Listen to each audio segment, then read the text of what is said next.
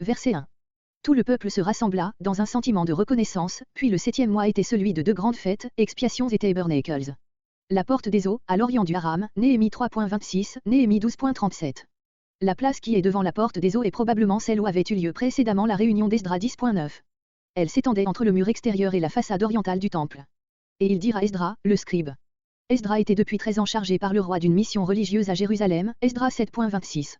Il n'avait point été infidèle à son mandat, il avait sauvé son peuple de l'idolâtrie qui s'y serait certainement réintroduite par les mariages mixtes. Voyez Esdras chapitre 9 et 10.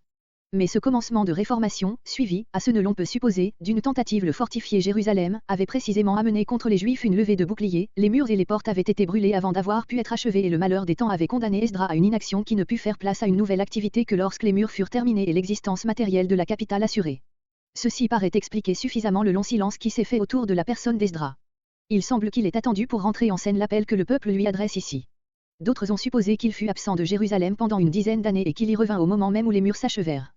Sur le titre de scribe donné à Esdras, qui au verset 2 est appelé sacrificateur, voir Esdras 7.11. D'apporter le livre de la loi de Moïse. Il se peut fort bien qu'U Esdras ait apporté de Babylone un exemplaire de la loi de Moïse tel qu'il n'en existait aucun dans la colonie juive. Mais il ne s'ensuivrait pas que ce livre fût de sa composition et ne fût pas connu auparavant, il jouit d'une autorité incontestée, auparavant déjà, le peuple et Néhémie se sentent liés ou condamnés par cette loi, Néhémie 1.8, Esdras 9.1. Verset 2. Et tous ceux qui étaient capables de comprendre, les enfants en âge de raison. Le premier jour du 7e mois, la plus solennelle des nouvelles lunes, jour de repos sabbatique et de sainte convocation, annoncé par de grandes fanfares, Lévitique 23.23-25, Nombre 29.4-6. Verset 3. Nous voyons par les versets 4 à 8 que cette lecture de la loi faite par Esdras alternait avec des explications données par les Lévites. Et à côté de lui. Le troisième livre d'Esdras mentionne à droite un Azérios qui ne figure pas ici. Si nous admettons dans notre texte une omission, Esdras aurait eu 7 assistants de chaque côté. Mais le même livre apocryphe omet le dernier à gauche, Mésulam, qui n'est rattaché ici au précédent par aucune copule, en sorte qu'il n'y a peut-être eu que 6 hommes de chaque côté, ce qui correspondrait aux 12 tribus. Ces hommes étaient bien probablement des sacrificateurs. Verset 5. Le peuple se tint debout. Les rabbins prétendent que depuis le temps de Moïse ce fut toujours la coutume en Israël d'écouter debout la lecture de la loi, mais c'est ici la première trace de la chose. Verset 6.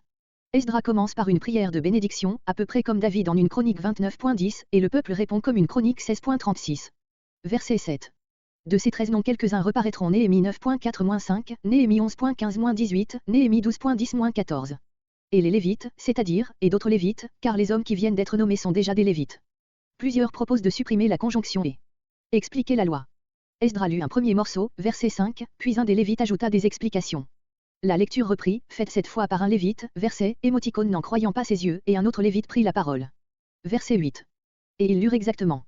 Le mot meporash, que nous rendons ici et Esdras 4.18 par exactement, indiquerait une lecture conforme au texte. On sait que dans ce temps les voyelles n'accompagnaient pas encore les consonnes dans l'écriture hébraïque et formaient l'objet d'une tradition qu'il fallait connaître. D'autres traduisent distinctement, ou, et ils traduisirent, pensant, contrairement à Néhémie 13.24 que les Juifs ne comprenaient plus que l'araméen. Verset 9.